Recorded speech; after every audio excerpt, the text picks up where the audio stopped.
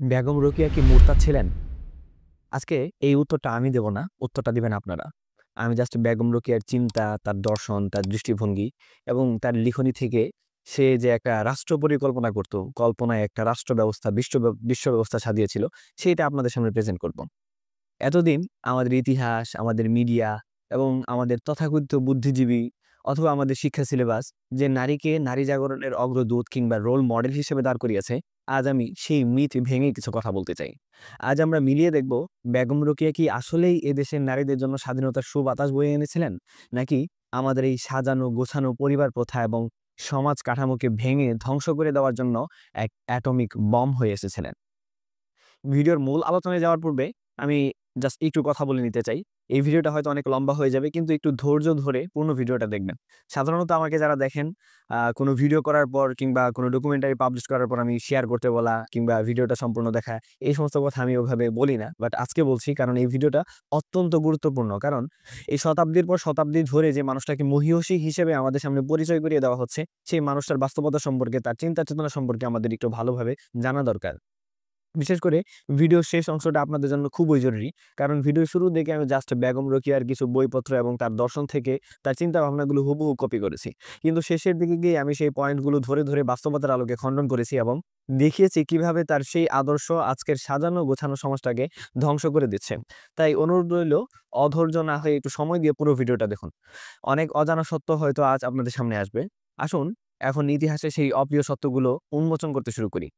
আমরা পাঠ্যপুস্তক এবং মিডিয়াতে বেগম রোকেয়াকে এমনভাবে উপস্থাপন হতে দেখেছি যেন তিনি আকাশ থেকে নেমে এসেছেন ফেরেশতা রূপে নারীদেরকে উদ্ধার করার জন্য।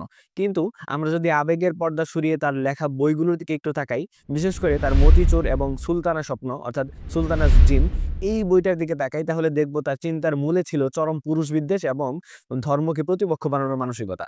আজকের ভিডিওতে আমরা কোনো মন গড়া কথা বলবো না, সরাসরি তার লেখার রেফারেন্স দিয়ে দেখব কিভাবে সেই দর্শন আজকের শাহবাগী চিন্তা এবং পারিবারিক ভাঙনের ব্লু প্রিন্ট তৈরি করে দিয়েছে। স্বামী তার স্ত্রীকে ভালোবেসে গহনা বা উপহার দিলে সেটা সংসারের মায়া এবং ভালোবাসার প্রতীক। কিন্তু বেগম রোকেয়া এটাকে দাসত্বের চরম অপমান হিসেবে দেখেছেন। আমি এটা তার বই থেকে কোট করছি। তিনি এভাবে লিখেছেন যে এই অলংকারগুলি দাসত্বের নিদর্শন। কারাগারের বন্দিগণ পায় লৌহ নির্মিত বেড়ি, আমরা স্বর্ণ বা রৌপ্য নির্মিত চুড়ি। কুকুরের গলে যে গলাবদ্ধ দেখি, উহারই অনুকরণে বোধ হয় আমাদের জড়োয়া চিক নির্মিত হইয়াছে। তিনি নারীর অলংকারকে কুকুরের বেড়ির সাথে তুলনা করেছেন। এর মাধ্যমে নারীদের মনে পুরুষদের প্রতি একটা ঘৃণার বীজ বপন করেছেন তিনি। নারীকে বুঝিয়েছেন স্বামী তোমাকে যা কিছু দিচ্ছে তা ভালোবাসার প্রতীক নয়, তোমাকে বাঁধার শেকল স্বরূপ এটা তোমাকে দিয়েছেন। এই চিন্তার ফলেই আজকের সংসারে স্বামী এবং স্ত্রীর মধ্যে কৃতজ্ঞতা বোধ নেই, আছে কেবল সন্দেহ আর বিদ্বেষ। এই পারিবারিক শান্তি নষ্ট করার এক ভয়ঙ্কর মনস্তাত্ত্বিক খেলা জন্ম দিয়েছিল এই বেগম রোকেয়া। ইসলাম নারীকে সংসারের রানী বানিয়েছে এবং তার ভরণ পোষণের দায়িত্ব দিয়েছে পুরুষের উপর। কিন্তু রোকেয়া চেয়েছেন নারীকে ঘর ছেড়ে পুরুষের মতো মাঠে ঘাটে কাজ করুক, এইভাবে যেভাবে তিনি তার বইয়ে লিখেছেন। আমি সরাসরি এটাও তার বই থেকে কোট করছি। তিনি লিখেছেন, আমরা যদি রাজকীয় কার্যক্ষেত্রে প্রবেশ করিতে না পারি, তবে কৃষিক্ষেত্রে প্রবেশ করিব। যে পরিশ্রম আমরা স্বামীর গৃহকার্যে ব্যয় করি, সেই পরিশ্রম দ্বারা কি আমরা স্বাধীন ব্যবসা করিতে পারিব না? তিনি স্বামীর গৃহকার্য করাকে অপমানজনক মনে করতেন, অথচ অন্যের অধীনে ক্ষেত খামারে বা কারখানায় কাজ করাকে স্বাধীনতা বলেছেন। আজকের সমাজে এর প্রভাব স্পষ্ট আমরা দেখতে পাচ্ছি। নারীরা ঘরের নিরাপদ পরিবেশ ছেড়ে আজ কর্পোরেট দুনিয়ার সস্তা শ্রমিকে পরিণত হয়েছে। স্বামীর সেবা করাকে তারা দাসত্ব মনে করছে, কিন্তু বসের হুকুমের তামিল করাকে কেরিয়ার ভাবছেন। এতে নারী তার মাতৃত্ব এবং কোমলতা হারিয়ে পুরুষালী আচরণের দিকে ধাবিত হচ্ছে। পর্দা মুসলিমদের জন্য ফরজ এবং সম্মানের প্রতীক হিসেবে আল্লাহ সুবহানাহু ওয়া তাআলা রেখেছিলেন। কিন্তু রোকেয়া তার লেখায় পর্দাকে বিদ্রূপ করেছেন। এটাও আমি তার বই থেকেই সরাসরি উদ্ধৃতি দিচ্ছি। তিনি তার বইয়ে লিখেছেন, বেগম সাহেবের প্রতিকৃতি দেখাই, ইহাকে কোনো প্রসিদ্ধ জাদুঘরে বসাইয়া রাখিলে রমণী জাতির প্রতি উপযুক্ত সম্মান প্রদর্শন করা হইত। শরীরে 1240 টাকার অলংকার, শরীরের কোন অংশে কত ভরি সোনা বিরাজমান, ইহারা জীবন্ত পুত্তলিকা। তিনি মুসলিম নারীদের সাজসজ্জা এবং অন্দরমহলে থাকাকে জড় পদার্থ এবং মিউজিয়ামে রাখার বস্তু বলে কটাক্ষ করেছেন। এই মানসিকতায় আজকের সমাজে বোরখা এবং হিজাব পরিহিত নারীদের ব্যাকডেটেড বা খ্যাত বলে বুলিং করার সাহস যোগায়। বেগম রোকেয়া বারবার নারীদের উপার্জনের উপর জোর দিয়েছেন। তিনি মনে করতেন স্বামীর উপার্জনে চলাটা নারীদের জন্য দাসত্ব।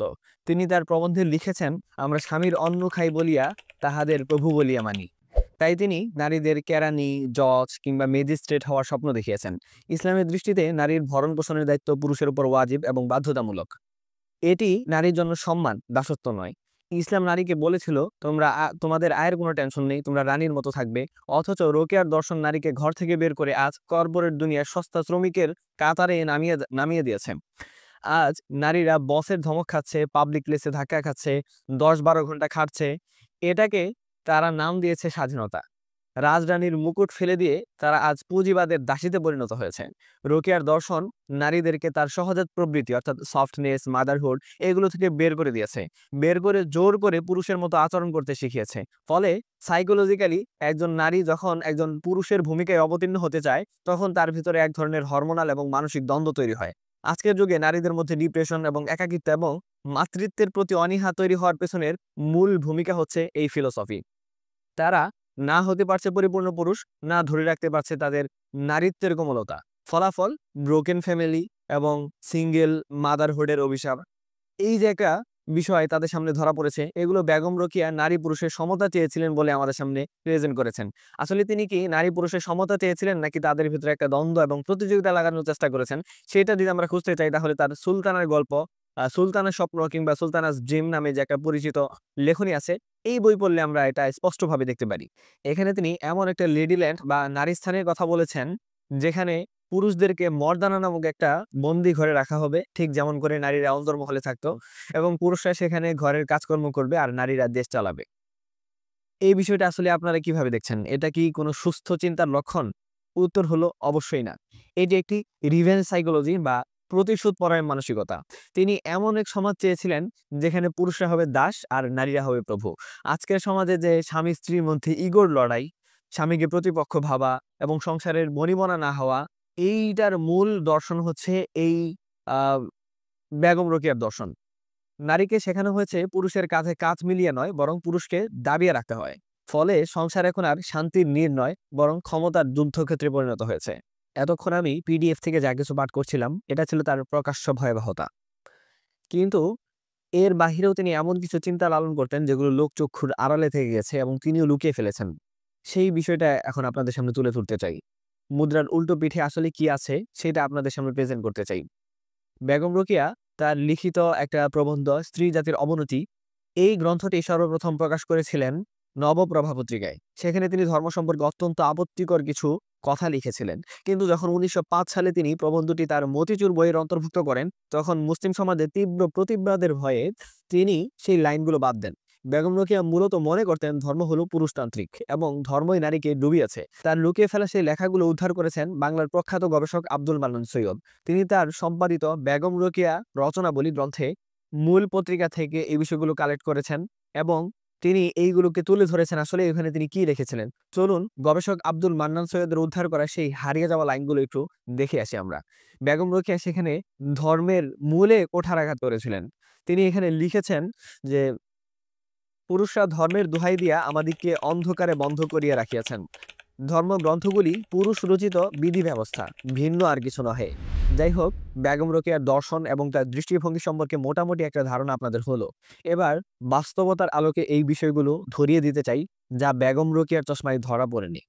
দিন শেষে ক্লান্ত ও বিধ্বস্ত হয়ে যখন একজন পুরুষ ঘরে ফেরে, তখন দরজার ওপাশ থেকে অপেক্ষারত প্রিয়তমা স্ত্রীর এক চিলতে হাসি তার সারাদিনের যুদ্ধের ক্লান্তি নিমিষেই ভুলিয়ে দেয়।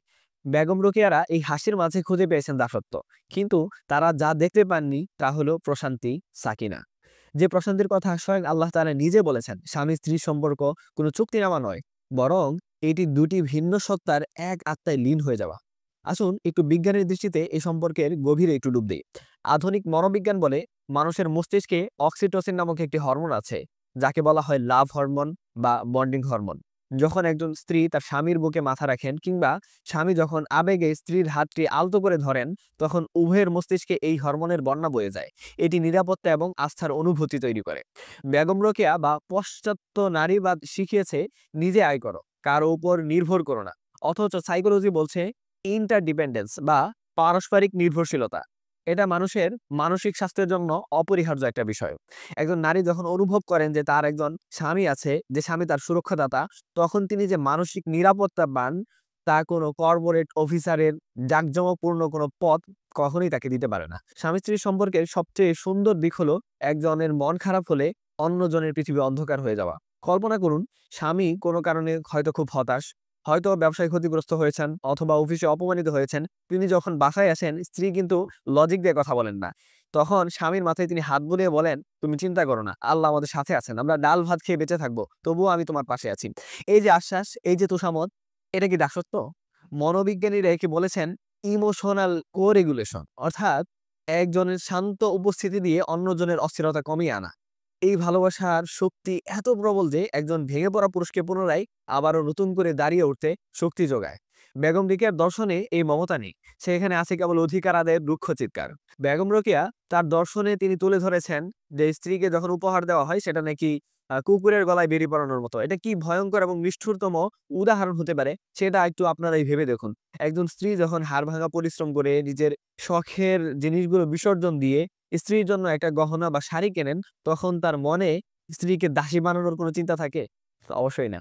সেখানে থাকে কৃতজ্ঞতা, থাকে ভালোবাসা। তিনি ভাবেন, আমার বাড়িওয়ালি আমার ঘর আগলে রাখছে এত কষ্ট করে, তাকে আমি কিভাবে খুশি করব? আর স্ত্রী যখন সেই গহনা পরেন, তিনি স্বামীর ঘাম আর শ্রমের মর্যাদাকে নিজের শরীরে জড়িয়ে রাখেন।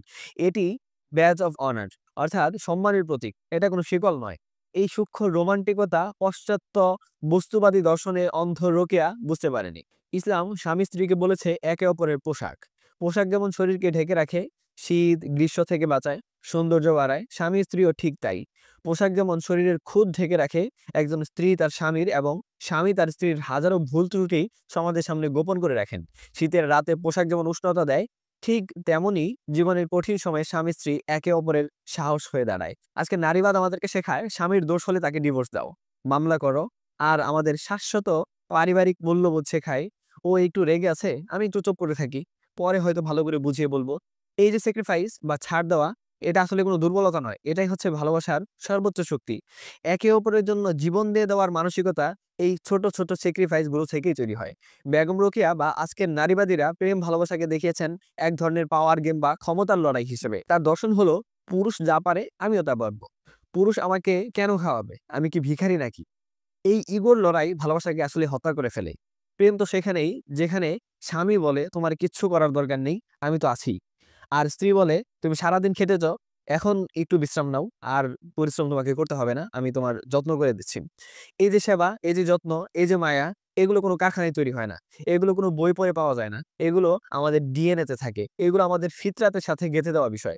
বেগম রোকেয়া নারীদেরকে ঘর থেকে বের করে যে মুক্ত আকাশ দেখাতে চেয়েছিলেন, আজকের দিনে সেই আকাশটা নারীদের জন্য কতটা মেঘলা এবং অনিরাপদ তা ভুক্তভোগী নারীরাই জানেন। কর্পোরেট দুনিয়ার নারীরা আমাদেরকে শেখায় যে আমরা এক পরিবার, অর্থাৎ সবাই এক পরিবার, উই আর এ ফ্যামিলি। কিন্তু বাস্তবতা হলো, এই তথাকথিত পরিবারটি ততক্ষণ ঠিক থাকে যতক্ষণ আপনি তাদেরকে প্রফিট এনে দিতে পারেন। কিন্তু একজন স্বামী, তিনি তার স্ত্রীর জন্য এমন এক নিরাপত্তার বলয়, যা প্রফিট লস বোঝে না, কেবল ভালোবাসার দায়িত্বের জায়গা থেকেই এটা অবিচল থাকে। খবরের কাগজের পাতা উল্টালে বা সোশ্যাল মিডিয়ার দিকে তাকালে আমরা প্রায়শই দেখতে পাই কর্মজীবী নারীদের হাহাকার। কিছুদিন আগেই ঢাকার এক নামি দামি প্রতিষ্ঠানে কর্মরত এক নারী গভীর রাতে অফিস থেকে বাসায় ফেরার পথে এক হেনস্থার শিকার হন। সে তখন রাত ১০টায় তাকে বস তাকে অফিস থেকে মুক্তি দিয়েছেন। কিন্তু যখন তিনি নিরাপত্তা পাননি, বিভিন্ন হেনস্থার শিকার হয়েছেন, তখন সেই নারী ভয়ে কাঁপছিলেন। এবং সেই সময়টাতে তিনি কাকে ফোন দিয়েছিলেন? অবশ্যই তার স্বামীকে ফোন দিয়েছিলেন। এবং স্বামী ছুটে গিয়েছিলেন তাকে উদ্ধার করার জন্য। বেগম রোকেয়া চেয়েছিলেন নারীদেরকে স্বাবলম্বী করতে এবং একা পরিচালিত করতে। কিন্তু বাস্তবতা হলো, বাইরের পৃথিবীটা হায়নার মতো। একজন নারী যখন স্বামীর সাথে রিক্সায় বা বাইকে চড়ে যান, তখন পৃথিবীর কোনো পুরুষ তার দিকে বাঁকা দৃষ্টিতে তাকানোর সাহস করেন না। স্বামী নামের এই পুরুষ যখন পাশে থাকে, নারী তখন সাইকোলজি সেফটি অনুভব করে। তার মনে যে জোর পান তিনি, এটা কোনো পুলিশ প্রোটোকল কিংবা সিসিটিভি ক্যামেরা কিংবা তার ক্ষমতা, এটা কখনোই কোনো নারীকে দিতে পারবে না। কর্পোরেট দুনিয়ার সবথেকে বড় সত্য হলো, আপনি সেখানে কেবল একটি রিসোর্স বা পণ্য। করোনা বা সাম্প্রতিক অর্থনৈতিক মন্দায় আমরা দেখেছি হাজার হাজার নারীকে চাকরি থেকে ছাঁটাই করা হয়েছে। যে নারীটি ১০ বছর ধরে একটি কোম্পানিতে নিজের যৌবন ও মেধা দিলেন, কোম্পানির এক ইমেইলেই তাকে জানিয়ে দিল তাকে আর প্রয়োজন নেই। সেই মুহূর্তে সে হতাশ হয়ে গেল। বেকার নারীটির পাশে তখন কে দাঁড়িয়েছিলেন? অবশ্যই তার স্বামী দাঁড়িয়েছিলেন। 1 মাস পরিশ্রম করার পর অফিসের বস আপনাকে বেতন দিয়ে খুশি করবে, যা কাজ না করলে আপনি কখনোই পাবেন না। কিন্তু স্বামীর বেলায়ও কি বিষয়টি এমন? এটাই স্বামী আর অফিসের বসের মধ্যে পার্থক্য। স্বামী তার স্ত্রীকে বলেন, "তোমার চাকরি করার দরকার নেই। তোমার চাকরি করতে হবে কেন? আমি তো আছি।" আর কর্পোরেট বস বলেন, "পারফরম্যান্স না করতে পারলে কাল থেকে আর আসার দরকার নেই।" রোকেয়ার দর্শন নারীকে এই নিষ্ঠুর ইউজ অ্যান্ড থ্রো কালচারের দিকে ঠেলে দিয়েছে। আর ইসলাম নারীকে এমন এক সম্পর্কের গ্যারান্টি দিয়েছে যেখানে অসুস্থতা বা বার্ধক্যের মধ্যেও ছুঁড়ে ফেলার কোনো নিয়ম কানুন নেই। মনোবিজ্ঞানীরা বলেন মানুষ চায় আনকন্ডিশনাল অ্যাকসেপ্টেন্স, অর্থাৎ নিঃশর্তভাবে তাকে গ্রহণ করা হোক।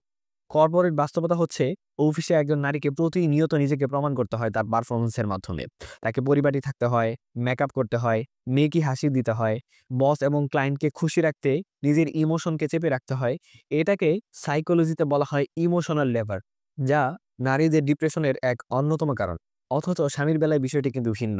দিন শেষে সেই নারী যখন মেকআপ তুলে, অগুছালো চুলে, ক্লান্ত চেহারা নিয়ে স্বামীর সামনে দাঁড়ায়, স্বামী তখন তাকে সেই অবস্থাতেই ভালোবাসেন। স্বামী তার দিকে তাকিয়ে বলেন, "তোমাকে খুব ক্লান্ত লাগছে, এসো একটু বিশ্রাম নাও।" এই যে কোনো শর্ত ছাড়া ভালোবাসা, কোনো পারফরম্যান্স ছাড়াই আদর পাওয়া, এটা একজন নারীর মস্তিষ্কে সেরোটোনিন এবং ডোপামিন ক্ষরণ করে, যা তাকে মানসিকভাবে সুস্থ রাখতে ব্যাপক হেল্পফুল হয়ে দাঁড়ায়। কর্পোরেটের আরো এক বিশেষ আচরণ দেখা যায় মাতৃত্বের সময়। অথচ মাতৃত্ব একজন নারীর জীবনের সবথেকে নাজুক ও সুন্দর সময়। মাতৃত্বকালীন ছুটি চাইতে গেলে অনেক বস তখন বিরক্ত হয়ে যান। পদোন্নতি আটকে দেওয়া হয়, মনে করা হয় মা হওয়ার পর নারীটি সেই আগের মতো করে কাজ করতে পারবে না। একে বলা হয় মাদারহুড পেনাল্টি। অন্যদিকে একজন স্বামী তার সন্তান সম্ভবা স্ত্রীকে মাথায় তুলে রাখেন। গর্ভাবস্থায় স্ত্রীর পা টিপে দেওয়া, তার পছন্দের খাবার খুঁজে আনা, রাত জেগে তার সেবা করা, এগুলো কোন আইনের ভয়? এগুলো তো কোনো আইনের ভয় না, বরং হৃদয়ের টানে করা হয়। বেগম রোকেয়া বা নারীবাদীরা এই মমতাকে বন্দি দশা বলতে পারেন, কিন্তু সাইকোলজি বলছে গর্ভাবস্থায় স্বামীর এই যত্ন নারীর প্রসবকালীন জটিলতা এবং পোস্টপার্টাম ডিপ্রেশন কমাতে জাদুর মতো কাজ করে। আজকের আধুনিক কর্মক্ষেত্রে অনেক সময় নারীকে তার মেধার চেয়ে সৌন্দর্য দিয়ে বিচার করা হয়। ফ্রন্ট ডেস্ক, রিসিপশন বা সেলস ম্যানেজার, এই বিষয়গুলোতে শোবিস হিসেবে নারীদেরকে প্রেজেন্ট করা হয়, যা আমরা বড় কোনো অফিস কিংবা হসপিটালে গেলেই দেখতে পাই। বস বা সহকর্মীদের লোলুপ দৃষ্টি, ইঙ্গিতপূর্ণ কথাবার্তা, এগুলো আজকের ওপেন সিক্রেট। অহরহ এগুলো এদিক সেদিক যেখানে সেখানে শোনা যায়। বাইরের দুনিয়ায় নারীকে দেখে পণ্য হিসেবে, আর স্বামী তার স্ত্রীকে দেখেন আমানত ও সম্মান হিসেবে। স্বামী চান না তার স্ত্রীর দিকে কেউ খারাপ নজরে তাকাক। এই যে স্বামীর ঈর্ষা বা গায়রদ, এটা নারীকে ছোট করার জন্য নয়, বরং তাকে বাইরের লোলুপ দৃষ্টি থেকে রক্ষা করার জন্য দুর্ভেদ্য ডাল। বেগম রোকেয়ার চশমা খুলে ফেলে ভালোবাসার দৃষ্টি দিয়ে একটু দেখুন। দেখবেন স্বামীর দেওয়া সেই ছোট্ট উপহারটি শেকল নয়, বরং ভালোবাসার এক অমূল্য নিদর্শন। আজকের খবরের কাগজ খুললেই ধর্ষণ, কর্মক্ষেত্রে যৌন হেনস্থা আর ছাঁটাইয়ের খবর তো অহরহ আমাদের চোখে পড়ে।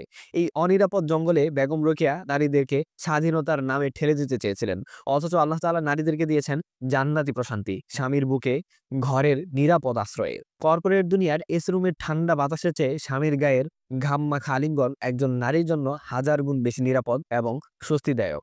এটাই বাস্তবতা, এটাই সাইকোলজি, এটাই প্রকৃতির নিয়ম, এটাই হচ্ছে ফিতরাত।